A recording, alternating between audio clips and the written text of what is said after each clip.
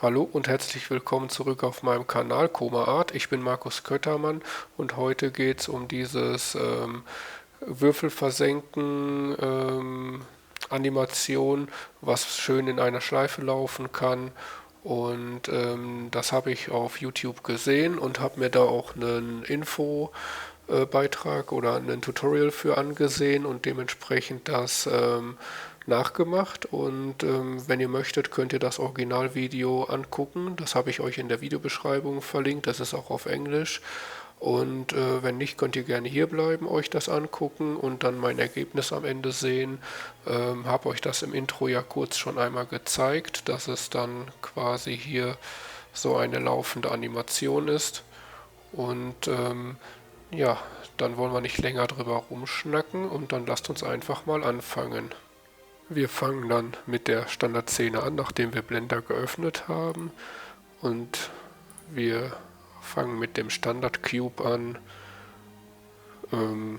gehen mit 7 in die Top View, dann gehen wir mit Tab in den Edit-Modus, wählen hier den oberen aus, können wir noch einmal gucken seitlich, ob wir auch den oberen haben, gehen nochmal wieder in 7, machen Shift S und sagen Cursor to Selected.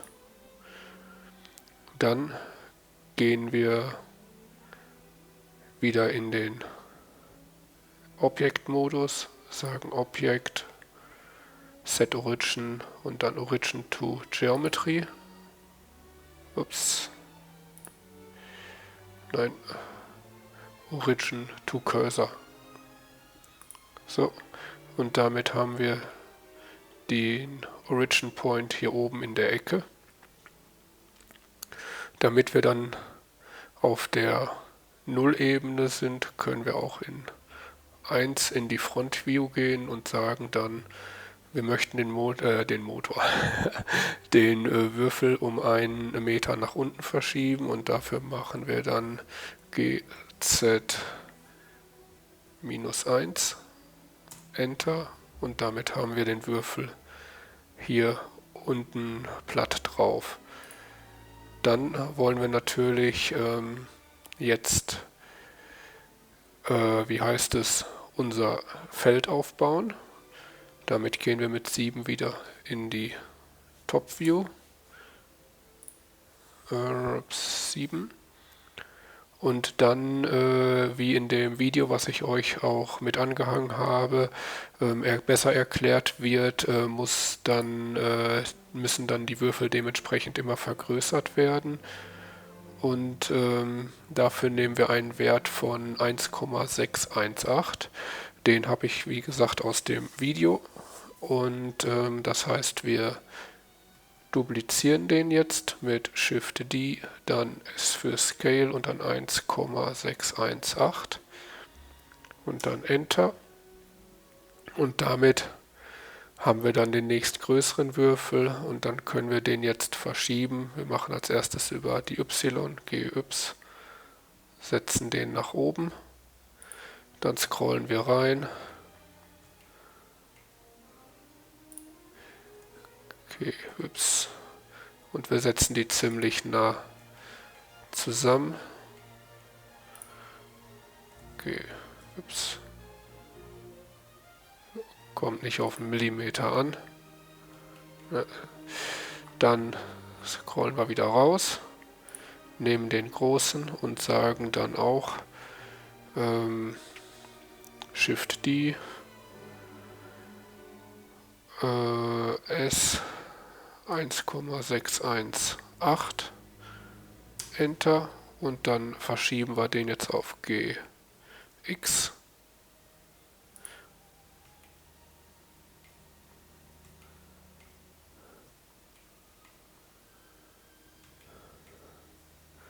GX.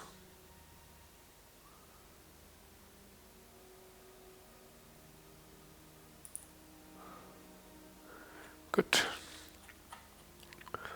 Dann nehmen wir den auch wieder, Shift D, S 1,618, Enter, G und den schieben wir dann hier drunter.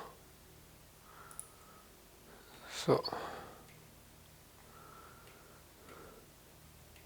Hier ist es jetzt, wäre es noch relativ einfach. Wir gehen mit N in das Side Panel und wir wissen, wenn wir jetzt auf Item gehen, könnten wir genau sagen 1, 1 und dann sind wir genau hier auf der Ecke. Jetzt scrollen wir aber noch mal ein bisschen rein und geben dem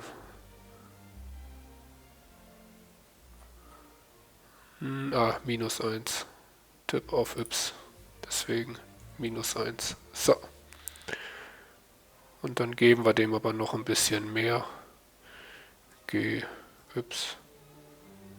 Geben dem so ein klein bisschen einen Hauch noch Luft.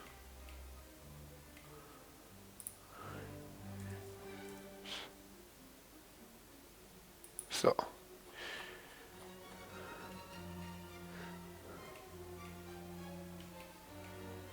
So, da ist auch Luft, passt. Gut, und so geht es jetzt weiter. Nächste kommt hier neben, dann der nächste oben drüber, dann daneben. Und da gehen wir jetzt mal eben weiter rum.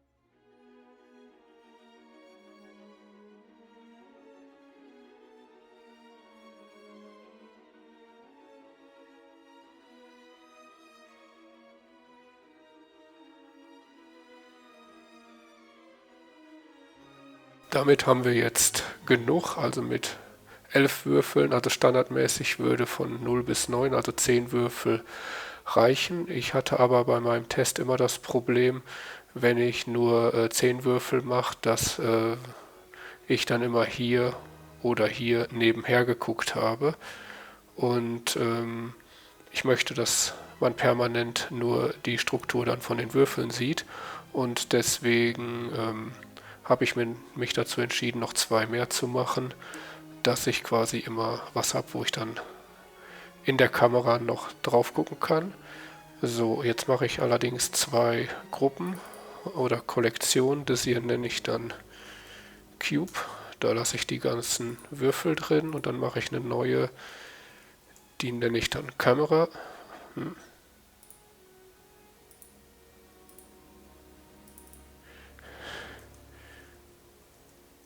Camera.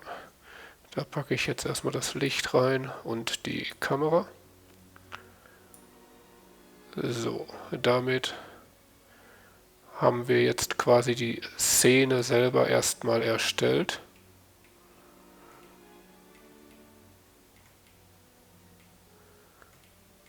Und wir haben alle Würfel.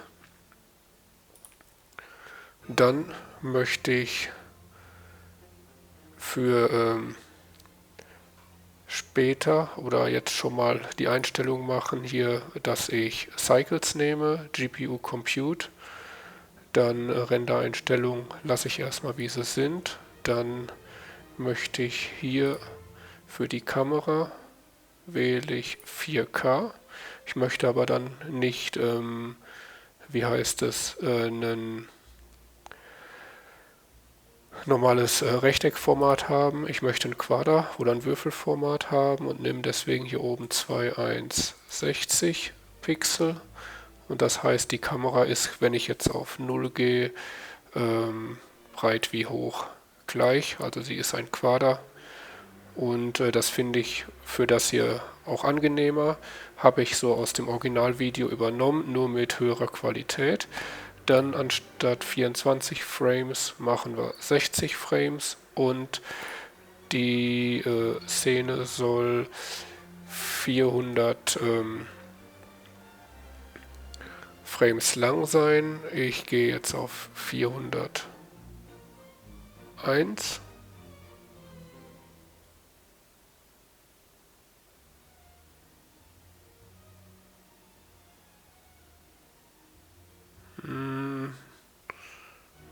Ja, ich gehe auf 401. So, gefällt mir besser. Dann wähle ich hier einen Ordner aus, wo ich dann später alles hinspeichern möchte. Erstelle ich einen neuen und den nenne ich jetzt erstmal Video Kept und dann speichern wir die auch erst einmal. Sagen wir Save As und dann nehmen wir hier denselben Ordner, Save As und damit, habe ich das jetzt unnamed, egal, heißt die Datei mal unnamed. Und damit habe ich jetzt erstmal die Einstellungen übernommen. Dann gehen wir jetzt noch einmal etwas weiter weg. Jetzt sehen wir, wenn wir rausscrollen, dass wir das dann nicht mehr sehen.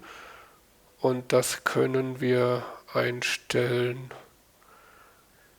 Das ist nachher für die Kamera, also für den Viewport ist es jetzt nicht so wichtig, aber für die Kamera ist es nachher wichtig, dass wir dann hier die Einstellung haben und sagen 1000 Meter, damit wir die, damit die Würfel nachher nicht abgeschnitten werden im Bild. So, dann wählen wir jetzt alle Würfel aus, machen von da bis da und dann setzen wir jetzt den Origin Point, der jetzt bei jedem Würfel oben in der Ecke ist, den setzen wir jetzt wieder mittig, damit das nachher für die Animation einfacher ist. Und dann Origin to Geometry. So, und jetzt ist der überall wieder mittig in den Würfeln drin. Ja, gut.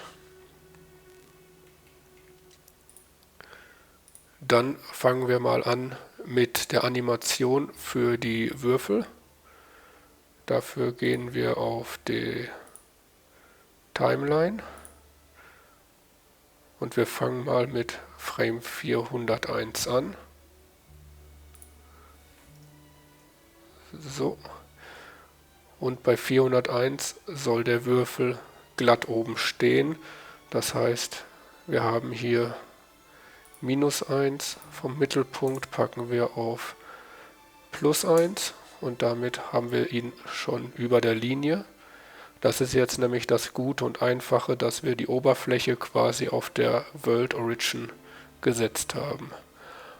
Und dann können wir hier mit K einen Keyframe setzen, und zwar nur für Location und Rotation. Und damit haben wir den ersten Punkt gesetzt und dann gehen wir bei 301 hin und schieben den jetzt einfach mal aus dem Bild und sagen dann hier bei X 24. Nein, oder? Verkehrt. Da machen wir wieder 0 und Y 24. So. Dann machen wir wieder nicht I, zurück, K für Location und Rotation und jetzt machen wir noch um Z eine Rotation von 180. So, deswegen so. Dann haben wir den nächsten Würfel, das wäre dieser hier. Der soll bei 321 unten versenkt sein, K, Location und Rotation.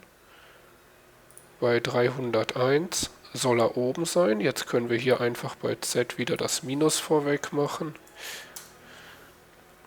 und sagen dann auch K, Location und Rotation. Und jetzt soll der nach hier weggehen. Das heißt, wir gehen jetzt auf Frame 201 und sagen dann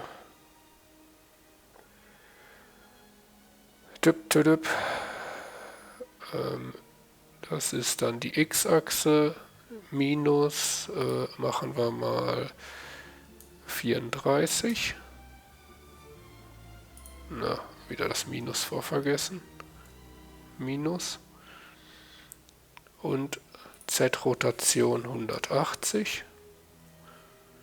Und machen dann auch wieder K, Location und Rotation. Dann dasselbe mit dem nächsten, 221. K, Location, Rotation. 221. Da setzen wir Z einfach nur auf. Plus, sagen auch K, Location und Rotation.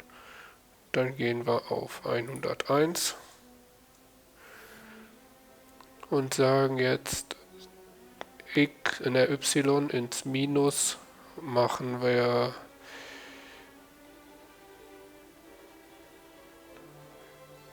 44 minus. So, damit ist der Würfel hier. Und ich mache die alle immer etwas weiter, damit das ungefähr zur Mitte nachher dasselbe geht. Und dann machen wir Z noch Rotation 180 und sagen nochmal K, Location und Rotation. Und dann haben wir den letzten und sagen bei 121 ist der auf der Position K auf 101. Hier wieder das Minus vorweg. Sagen auch K, Location, Rotation. Und dann gehen wir auf 1.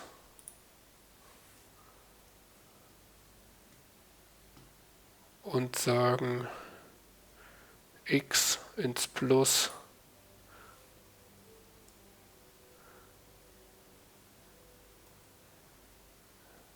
55.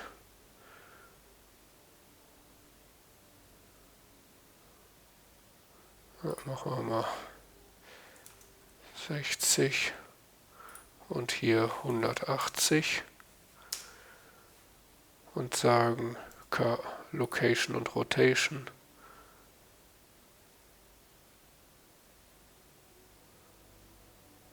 Und dann nochmal hier 101. Den geben wir dann doch noch minus 4,6. Bisschen mehr K, Location und Rotation. So, und dann haben wir noch den letzten. Da gehen wir 21.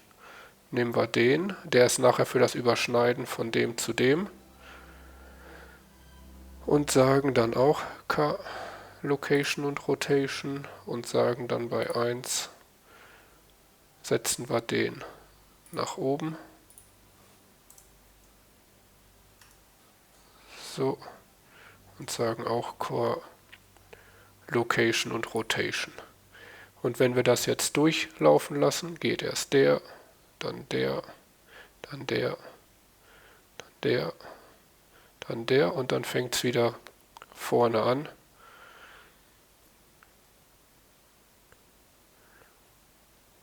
Und damit hat man im Grunde schon die Würfelschleife am Laufen. Jetzt möchte ich natürlich die Kamera ausrichten und dafür gehe ich auf den Frame 401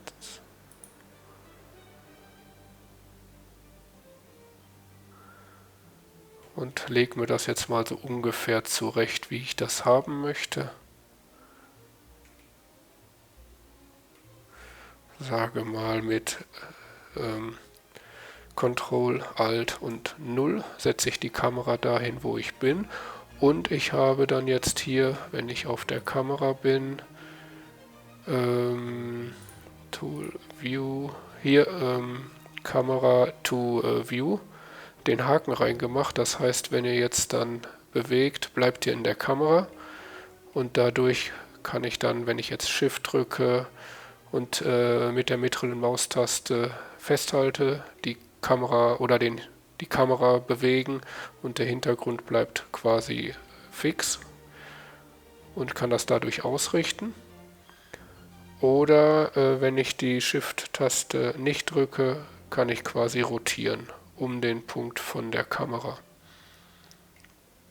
Und so kann ich dann dementsprechend ein bisschen ausrichten, wie ich das dann ungefähr haben möchte.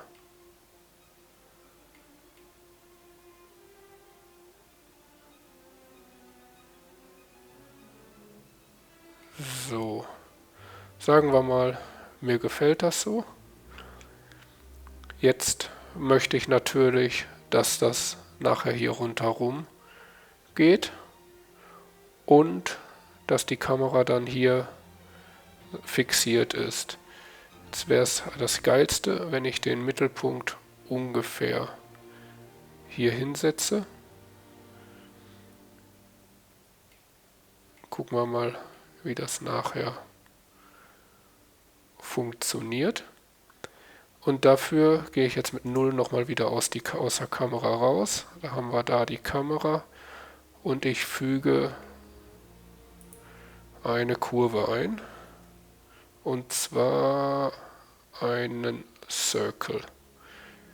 Jetzt gehe ich mit 0, mit 7 in die Top-Ansicht und scale den Circle, oder gebe dem erstmal den Punkt, wo ich ihn hinhaben möchte, wo er ja rundherum laufen soll. Gehe nach da, ziemlich genau auf die Ecke.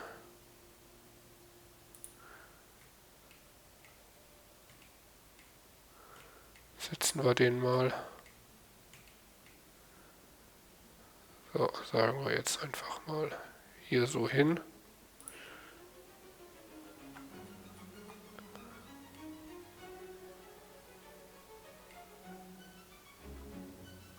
Und dann scalen wir den. Typ S Scale. Gehen wir nochmal mit 7 in die Top View. Oder 1. Ja, sieht gut aus. 7. Dann scalen wir noch ein bisschen, so dass wir hier hinten ungefähr an dem Punkt ankommen.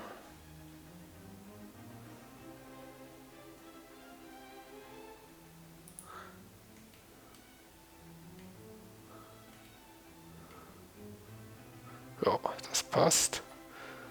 Dann gehen wir mit 1 oder nehmen wir 3. Ja, tut sich nicht viel. Gehen wir dann und schieben den mit GZ nach oben. GZ. So, und hängen den ungefähr auf die Höhe, wo die Kamera hier ist.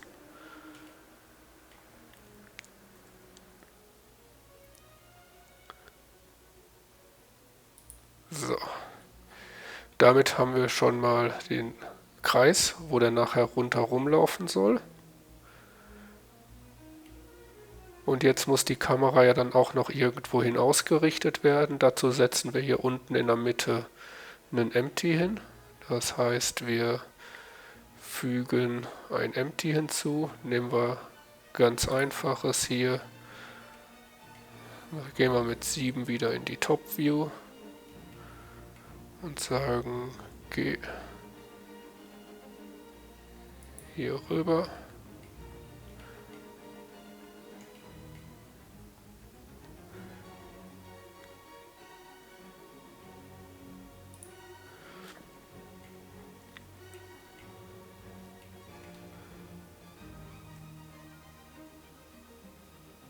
G. Und dann sehen wir jetzt, dass das Empty ein bisschen über dem Boden ist. Da gehen wir dann hier bei Z auf 0 und dann ist der Punkt auch genau da, wo wir vorhin die Mitte von dem Kreis hingemacht haben. Und dann können wir jetzt auf die Kamera gehen und wir gehen auf die Constraints und sagen Follow Path. Und dann können wir jetzt hier die Bezier Curve auswählen. Jetzt haut er die Kamera ziemlich hier weg, weil die Kamera hier halt eben Werte drin stehen hat und die sind für die Kurve wichtig. Und um dann das alles zurückzusetzen, gehen wir auf 0. Damit haben wir die Kamera wieder auf unserer Linie und dasselbe müssen wir jetzt hier mit der Rotation auch erstmal machen. 0, damit ist die Kamera hier unten. Und jetzt haben wir hier die Möglichkeit mit Offset den um die rumlaufen zu lassen. Ich möchte jetzt allerdings sagen, ich möchte ins Minus, weil ich in die Richtung gehen möchte. Oder ich starte bei 100 und gehe dann entsprechend zurück. So, dann soll der ja das Empty hier anvisieren, weil im Moment, wenn wir reingehen, visiert er nur gerade den Boden an. Und dafür können wir noch etwas hinzufügen und sagen Track to. Und dann hier als Objekt das Empty hinzufügen. Und damit trägt der auf das Empty. Dafür ist auch wichtig, dass hier Rotation und so weiter alles auf 0 ist. Und jetzt, wenn wir jetzt hier fahren wir quasi um das Empty herum.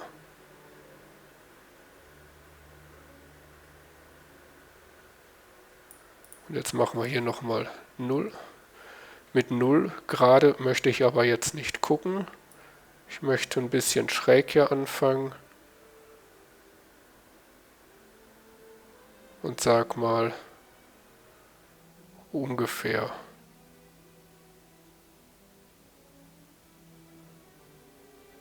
Ungefähr da. So, dann setze ich jetzt hier, weil da möchten wir ja dann anfangen.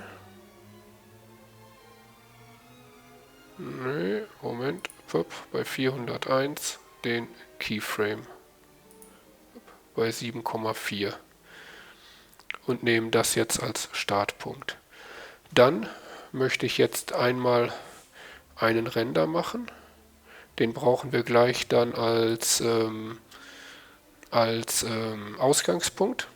Und dafür nehme ich jetzt hier die Birne oder das Licht und sage G und schiebe das hier rüber, damit wir das relativ kontrastfähig haben. Und dann mache ich davon jetzt einen Render. Allerdings möchte ich den sehr hochauflösend haben. Deswegen gehe ich jetzt hier trotzdem einmal auf 200 für 200% und speichere das erst noch einmal ab. Nicht, dass der Rechner abstürzt. Save und sage dann F12.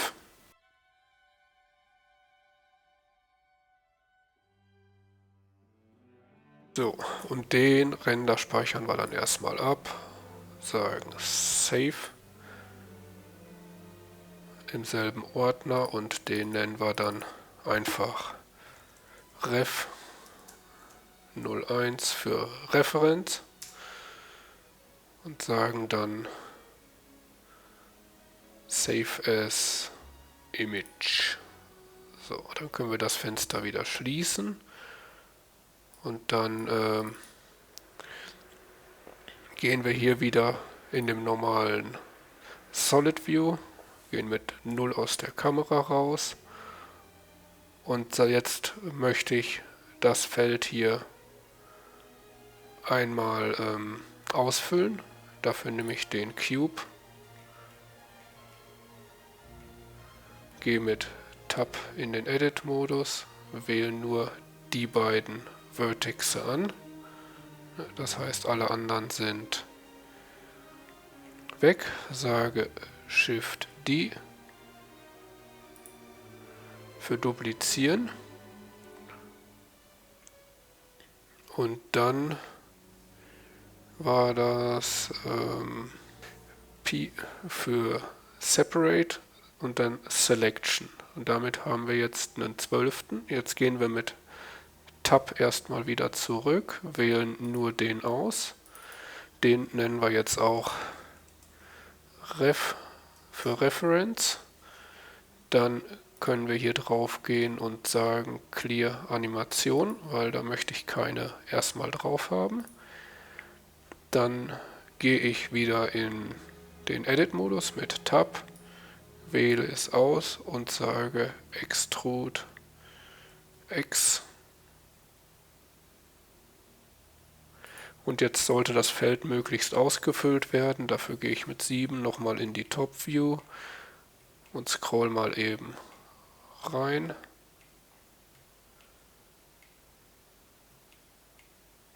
Und sage dann noch GX. So. Und damit haben wir jetzt das Feld ausgefüllt. Jetzt drücken wir wieder Tab und wir haben unsere Referenz hier einzeln. Dann nehme ich die Referenz und alle anderen. Wichtig ist, dass die Referenz als Haupt angeklickt ist und dann sage ich Ctrl P, dann Object, dann habe ich nämlich hier das Referenzobjekt und unter allen sind die Würfel. Das heißt, ich kann jetzt die Referenz annehmen, weil wir könnten jetzt mit der Kamera runterscalen, wird aber etwas unsauber. Wir wollen jetzt den ganzen Würfelhaufen quasi scalen. Das heißt, wenn ich jetzt nur die Referenz scale, scale ich alles andere auch mit. Und das wollen wir dann nachher ausnutzen. So, dann haben wir das jetzt. Und wir setzen jetzt bei 401 einen Keyframe für die Referenz und sagen K und nehmen dann Location und Scale. So. Und dann gibt es einen Wert, der wurde auch in dem Video berechnet. Ich habe da nicht ganz durchgeblickt, ich habe den Wert einfach übernommen. Guckt es euch gerne in dem Originalvideo an. Und damit scalen wir das jetzt mal runter. S und dann 0,14586. So. Und damit ist es dann kleiner. Jetzt habe ich halt eben den Fehler gemacht. Hätte ich vorher machen müssen. Machen wir noch einmal runter scalen.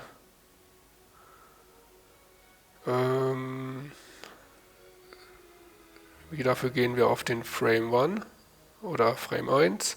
Jetzt fehlen natürlich die Würfel, der ist hochgezogen, deswegen sieht das jetzt anders aus. Und die Platte ist da so alleine. Aber das macht nichts, wir scalen jetzt S 0,14586. So, jetzt sind wir rausgescaled und dafür machen wir dann jetzt auch wieder einen Keyframe und sagen K, Location und Scale. Und damit haben wir jetzt quasi unsere Animation, dass das ranzoomt und dabei die Würfel reinwandern.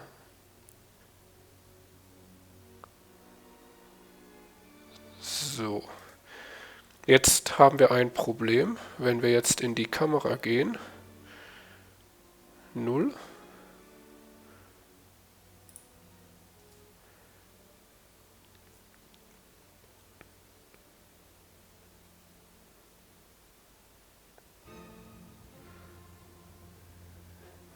So.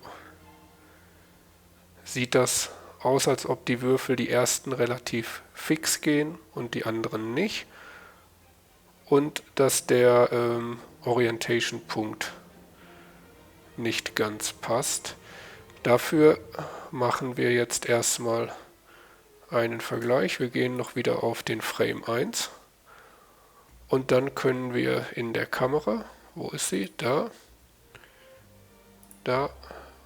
können wir bei Viewport Display, bei Background Image, ein Image hinzufügen und da fügen wir jetzt das Bild hinzu, das wir vorhin geschossen haben, Open, und dann wählen wir hier den Wireframe-Modus aus. Und jetzt müssen wir gucken, dass der Würfel, der hier oben ist, mit dem hier übereinstimmt und auch hier mit der Fläche übereinstimmt. Dafür müssen wir jetzt Escape, G für Grab, für Greifen und Bewegen, und dann wählen wir Shift Z, das heißt, die Z-Achse tut er nicht mit verschieben. Ups, verdammt, ich bin auf der Kamera, ich muss die Referenz nehmen. Also noch einmal G für Grab und dann Shift Z für die X- und Y-Achse, aber ohne die andere Achse. Das heißt, wir wollen jetzt hier den Würfel genau da drüber. Und dafür sehen wir jetzt, hier ist noch ein bisschen Luft, hier ist noch ein bisschen Luft. Müssen wir noch ein bisschen nachscalen. Das heißt, es ist nicht perfekt.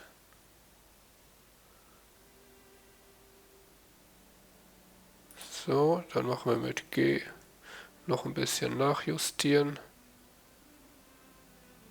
Noch ein bisschen scalen.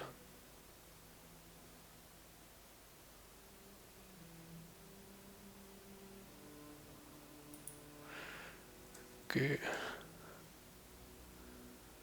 Bis wir das ungefähr passend haben. Ganz hundertprozentig geht es ja meistens nie. Aber das ist sehr nah dran.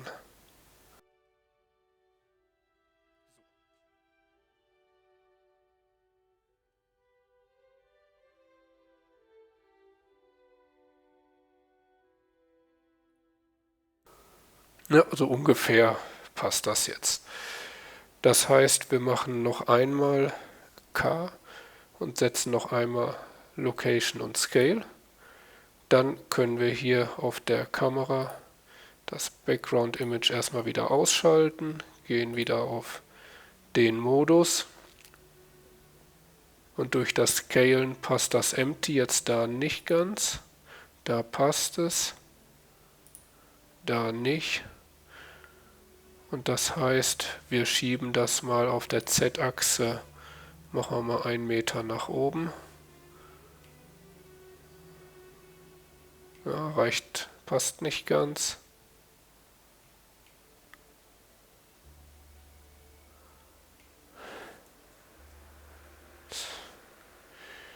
GZ. So, dass das mit der Oberfläche passt. Und dann kriegt das Empty da nochmal einen Keyframe. Machen wir I und dann auf den letzten Frame machen wir auch nochmal. Da setzen wir das Ding wieder auf 0 und setzen auch noch einen Keyframe. Ach, machen wir. So, das heißt, jetzt wandert das Empty mit. Die Kamera fehlt noch, der ist rundherum laufen. Und dann haben wir es im Grunde fertig. Das heißt, wir gehen jetzt auf die Kamera und sagen, die Position ist ja safe. Und wenn wir jetzt auf den ersten Frame gehen, soll der ja einmal rund laufen. Das heißt, wir gehen ins Minus und damit wir genau an derselben Position rausgehen, machen wir noch eine 10 davor, sind wir bei 107. Ah, Mist, Minus vergessen. Minus. So. Das heißt, wir rennen dann einmal rund und setzen dafür auch einen Keyframe, indem wir da hinten drauf drücken. Und jetzt können wir nochmal in 0 reingehen und lassen das mal eben einmal rund laufen.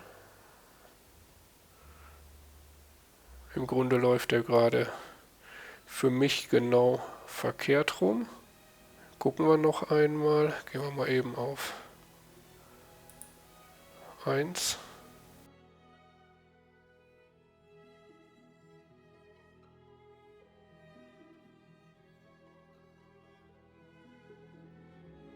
Okay. Dann machen wir hier die 7 rein. Und dann machen wir hier hinten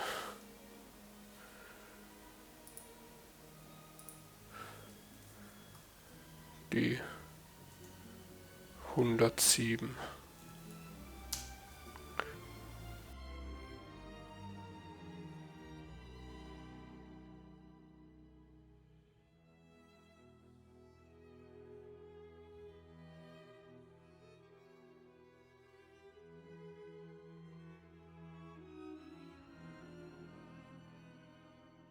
Gut, das sieht jetzt schon mal ungefähr aus, wie ich es haben möchte. Das heißt, jetzt haben wir noch ein Problem. Beim ersten haben wir hier das Problem, dass wir da jetzt auch noch wieder, wie heißt es, Außenkante sehen. Das könnten wir jetzt hier über den Focal Link ändern.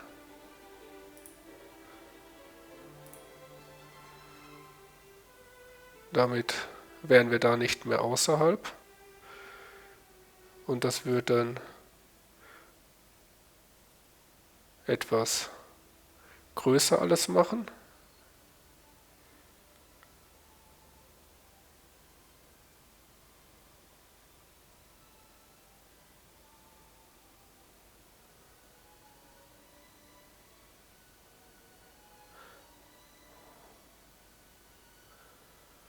Und irgendwo ist dann noch ein Fehler im Übergang.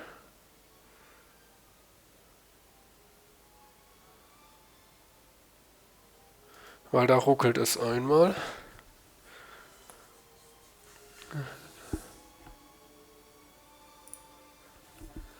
So.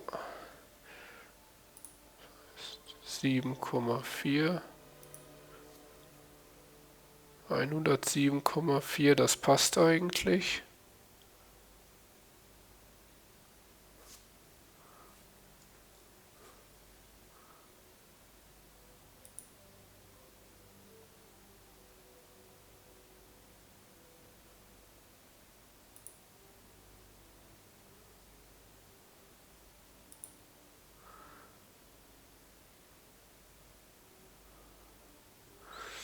Ja, weil ich jetzt den Fokus-Link geändert habe, setzen wir den wieder auf 50 zurück. 50.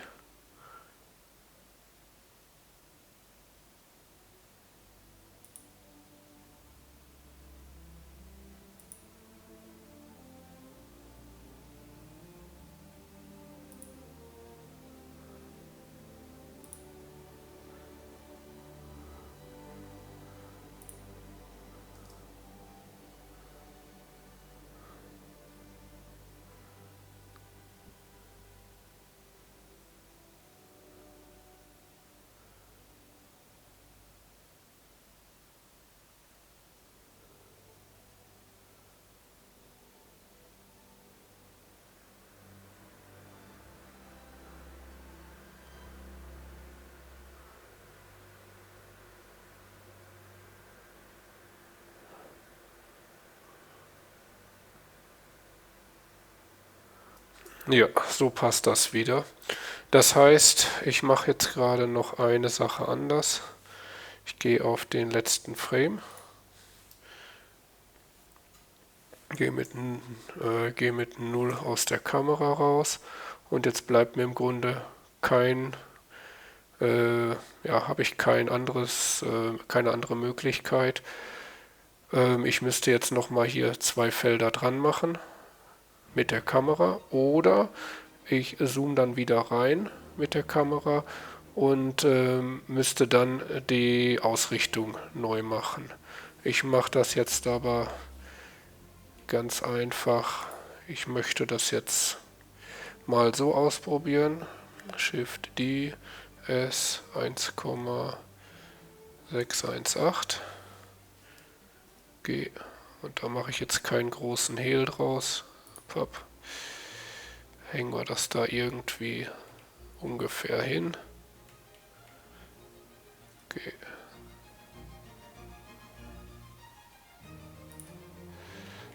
So. Okay, passt ungefähr. Shift D S 1,618 G. Jetzt haben wir natürlich ein Problem, die sind auch nach oben erhöht. So. Die müssen wir jetzt gleich nochmal anpassen.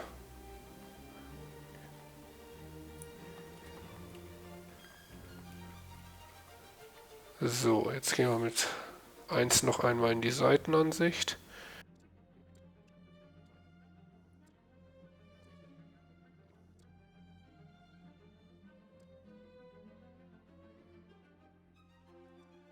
Und die, weil sie jetzt direkt schon mit gekoppelt sind, hängen direkt hier mit dran und heißt, wenn ich auf Frame 1 gehe, sind die auch direkt mit klein.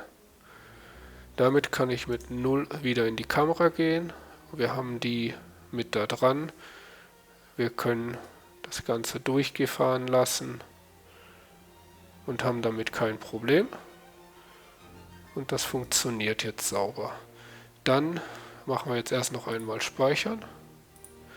Und wir möchten die Referenz ja nicht im Viewport, im Render am Ende haben. Deswegen nehmen wir da den jetzt raus mit einem X davor.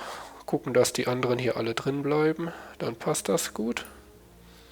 Und dann haben wir jetzt das Thema soweit durch. Na, eine Sache noch, die ich machen möchte. Ich gehe noch einmal hier drauf, weil ich ja finde, dass die relativ ungleichmäßig kommen. Gehe hier auf den Graph-Editor, mache A für alles markieren und möchte das als so eine Kurve fahren. Und dann möchte ich bei den unterschiedlichen Frames, sprich bei 100, einmal einen Keyframe einfügen, bei 200 Keyframe einfügen und bei, ist eigentlich besser bei 301 i. Das heißt, die packe ich mir alle noch einmal und schiebe die einen Punkt weiter. Escape. Machen wir die noch einmal weg. Entfernen. Gehen auf 201 i und auf 101 i. Dann können wir, damit bekommen wir jetzt nämlich die Möglichkeit, der hält immer kurz, macht er so einen kurzen Anhalter, wenn dann die da sind. Wir können noch einmal alle markieren, gehen nochmal drauf und sagen nochmal auf die Kurvenart und damit 1, 2, 3, 4. Ja, sieht das sauber aus. Jetzt habe ich noch ein kleines Problem. Und zwar sehen wir jetzt noch die Cubes hier rundherum. Das heißt, wir fangen hier bei 1 an. Das erste ist, den Cube müssen wir jetzt noch ein bisschen rausschieben. Das heißt, ich erhöhe das hier mal auf 70. Na, machen wir 80. So. Damit machen wir nochmal K, Location und Rotation. Und der kommt dann, oder machen wir 75, 7,5. Ja, passt auch. K. So, und die anderen möchte ich ja jetzt alle eigentlich erstmal nicht sehen. Wir fahren aber dann trotzdem eben weiter, bis wir bei dem Cube sind. So.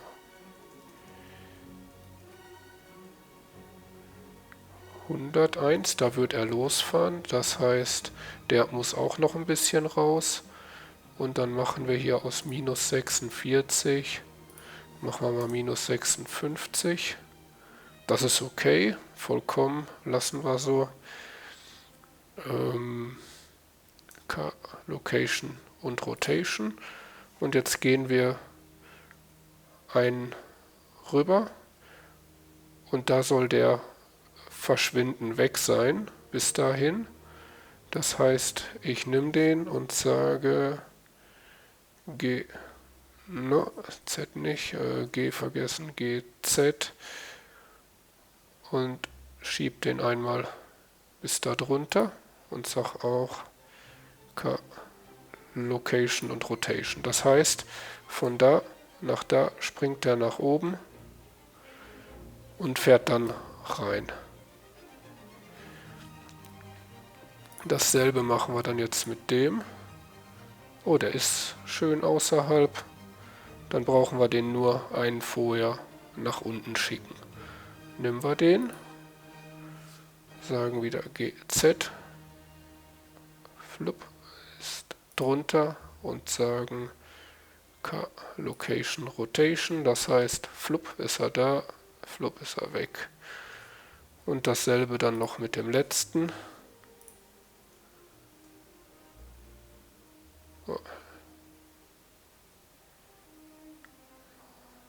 Der könnte jetzt etwas näher sein. Nehmen wir mal 20. So. Sagen dann auch nochmal K, Location, Rotation. Und dann, ja, Mist. Da 20.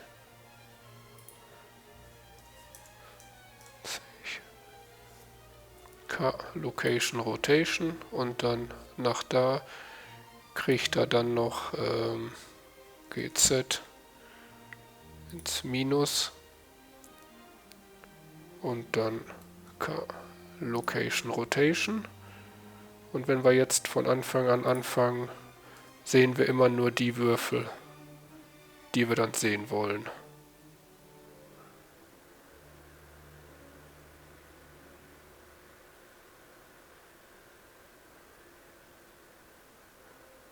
Ja, so.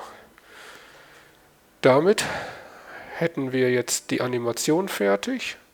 Jetzt kommt es noch drauf an, wir wollen allem Material geben. Dafür speichern wir vorher noch einmal ab. Save. Und wir gehen in den Shader Editor.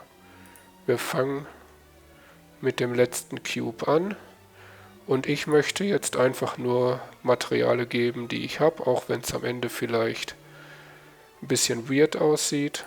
Und nehme einfach mal Materialien, die ich jetzt selber erstellt habe. Und ich sag mal, ich nehme als erstes hier das Lava.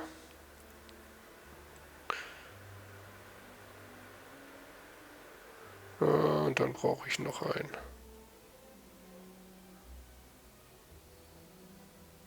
So, da machen wir dann doch nochmal die Timeline rein.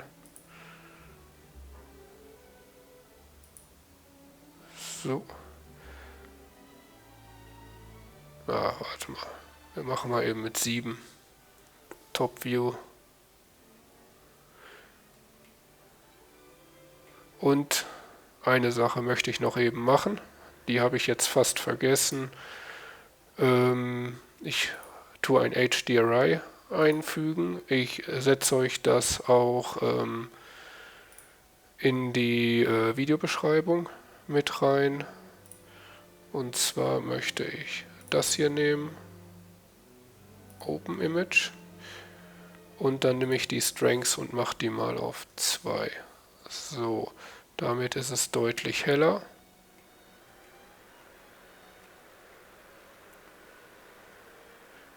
Genau, das heißt, der Würfel möchte ich auch die Farbe haben. Der Würfel wird die Farbe.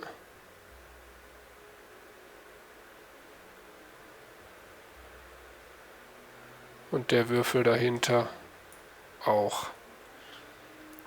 Dann das nächste ist, ich möchte den Würfel, gebe ich mal das Gestein. Das heißt, der Würfel auch. Und der Würfel dahinter auch. Und den großen geben wir das auch. So, dann der Würfel, dem gebe ich das hier mal. Ups. Nein, das sollte der sein. Dann kriegt der das. Und der kriegt das.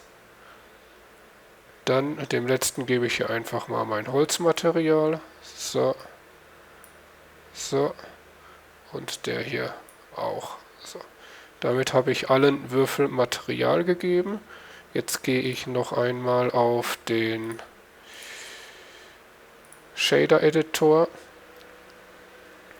und ich wähle das Material aus und sage, ich möchte nur 0,1 an Strengths haben. Und bei dem mache ich das genauso, 0,1. Das finde ich hier mit ziemlich cool bei dem Material. Das ist mein Lava-Material. Wenn da ein anderer Klotz mit bei ist, dann gibt das so ein richtig cooles Muster, wenn das da drüber fährt. Ja. Und ja, das heißt, wir haben jetzt alle Materialien vergeben. Die Szene ist aufgebaut, ist gemacht. Und jetzt können wir das im Grunde rendern. Das sind ja 400 Frames. Das heißt, ich speichere vorher noch einmal ab. Save.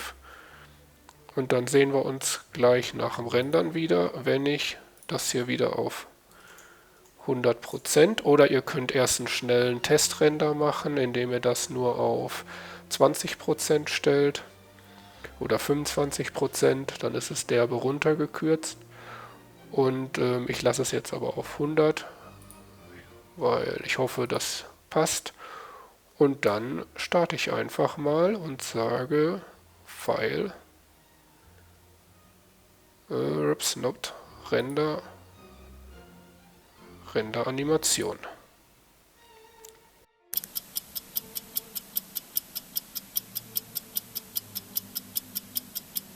So, als ich gerade angefangen bin mit dem Rendern, ist mir noch eine kleine Sache aufgefallen, die ich definitiv noch besser machen möchte. Und zwar nehme ich jetzt einfach mal den Cube, oder warte, gucken wir mal, wir nehmen einfach den ersten, ist am einfachsten, und dann gehen wir auf Modifier, und zwar brauche ich noch einen Subdivision Surface Modifier, den gehen wir auf Simple und dann machen wir den auf 6, den auf 6 und den Modifier übertragen wir jetzt auf alle. Das heißt, wir lassen den hier angeklickt, gehen nach hier unten, sagen Ctrl L, ups, hier drin die Maus, Ctrl L und dann Copy Modifiers. Das heißt, alle haben jetzt denselben Modifier, sieht man auch hier dann noch hinter. Und damit haben wir da einen guten Weg. Jetzt können wir das wieder zumachen. Jetzt gehe ich noch einmal in den Modus und jetzt sehen wir, jetzt sind auch die ganzen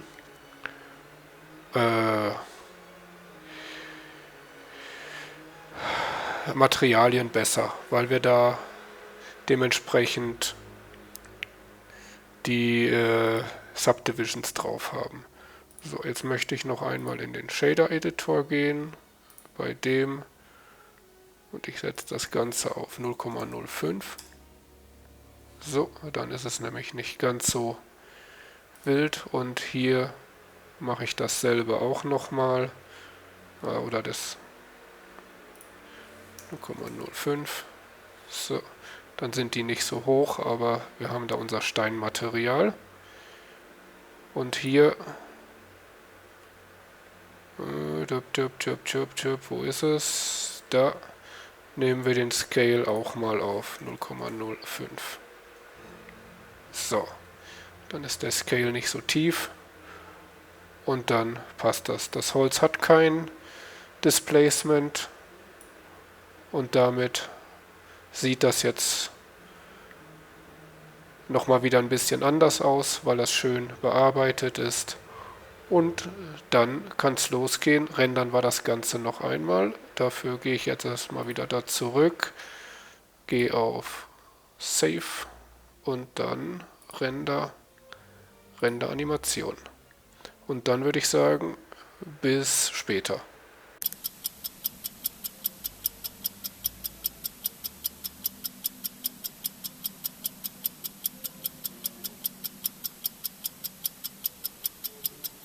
So, nun haben wir die 401 Bilder gerendert. Das heißt, wir können das hier zumachen und normalerweise würde ich jetzt ja hier unter Video Editing das Video rendern oder bearbeiten am Ende, dass ich das Video rausbekomme. Bloß irgendwie hat das da in meinem Test mit dem Sound nicht so gut geklappt. War dann erst am Überlegen, ob ich es ohne Sound mache oder es ganz normal mache oder der Sound dann halt eben nicht so gut wird. Und jetzt habe ich dann einmal überlegt, weil ich damit auch viel meine Videos schneide am Ende, dass ich das mal versuche mit DaVinci Resolve. Und dafür machen wir einmal hier ein neues Projekt auf. Und dann müssen wir als erstes die Einstellungen anpassen, entsprechend zu unserem Projekt. Das heißt, wir haben 60 Frames, dann hier umstellen auf Ultra HD und hier genauso auf Ultra HD. Damit haben wir die Grundeinstellungen gelegt und wir können Save sagen. Dann, damit wir eine Bildersequenz einladen können, müssen wir hier als erstes auf den Media Pool Button gehen. Dann hier oben auf die 3 Punkte und hier Sequenz einstellen. Dann können wir auf unseren Ordner gehen und uns das Video komplett mit dem Ordner reinladen. Und da haben wir dann unsere Videosequenz drin. Dann können wir hier auf Edit gehen. Und hier können wir dann jetzt das Video reinladen. So, und dann haben wir hier oben, bekommen wir dann eine Timeline und mit dieser Timeline haben wir dann quasi das Projekt. Nun haben wir die Sounds, die ich jetzt benutzen möchte. Das wäre einmal der hier und einmal der. Die passen nicht ganz dazu, haben mich aber interessiert. Das hier ist einmal ein Wassertropfen, der quasi oder ein Stein, der ins Wasser fällt und dann so ein Tropfengeräusch gibt.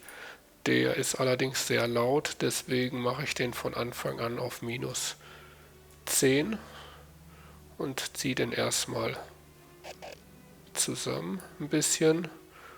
Und dann müssen wir gucken, wann ist der Cube verschwunden, sag ich mal, und an der Stelle möchte ich dann den lauten Ausschlag haben. So, machen wir mal so, dann geht es weiter beim zweiten. So, und dann machen wir, blöd gewählt jetzt. So. So. Dann machen wir mal STRGV. Müssen wir mal gucken.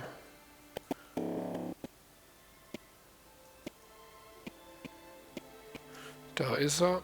Und dann machen wir hier dasselbe. Und dann noch einmal für den letzten. So. Und dann ziehen wir das hier auch passend.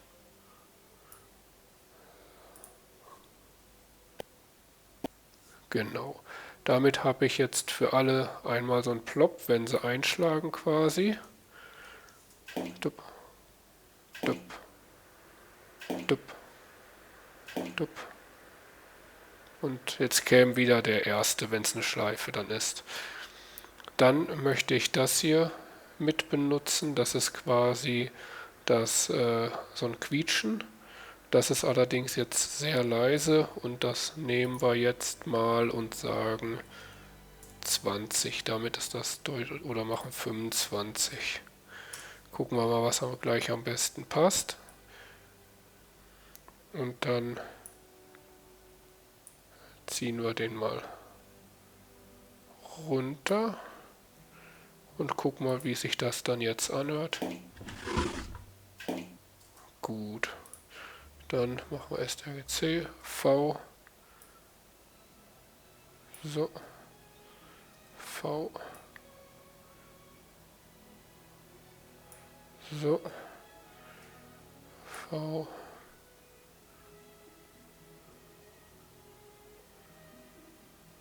ungefähr, schneiden wir das mal hinten ab.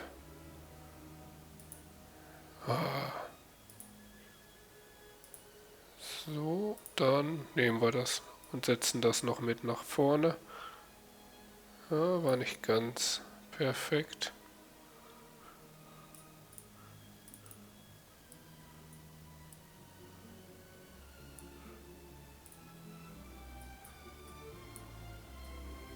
So.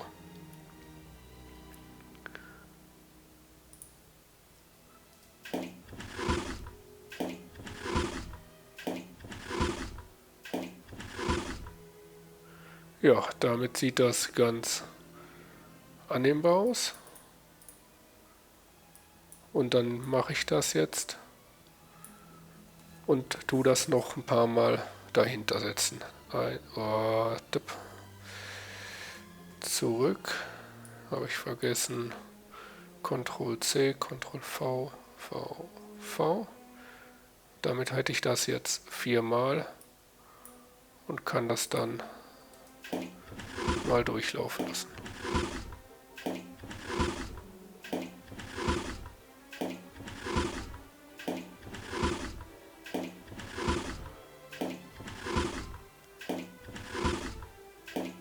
Ja.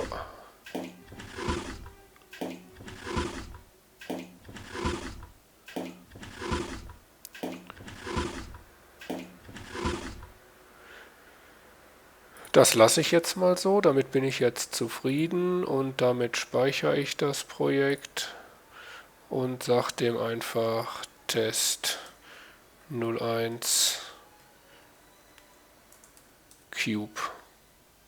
Und dann geht's auf den Render-Bildschirm. Dann können wir direkt YouTube auswählen, wählen unseren Ordner aus, wo wir es hinhaben möchten.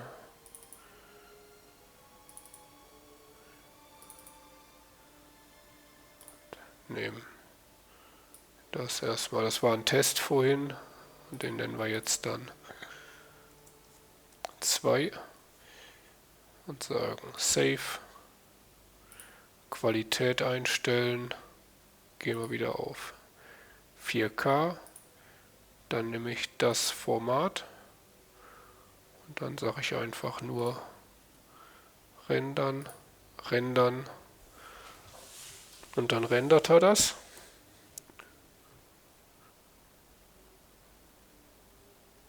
So, dann könnt ihr jetzt das fertige Ergebnis sehen.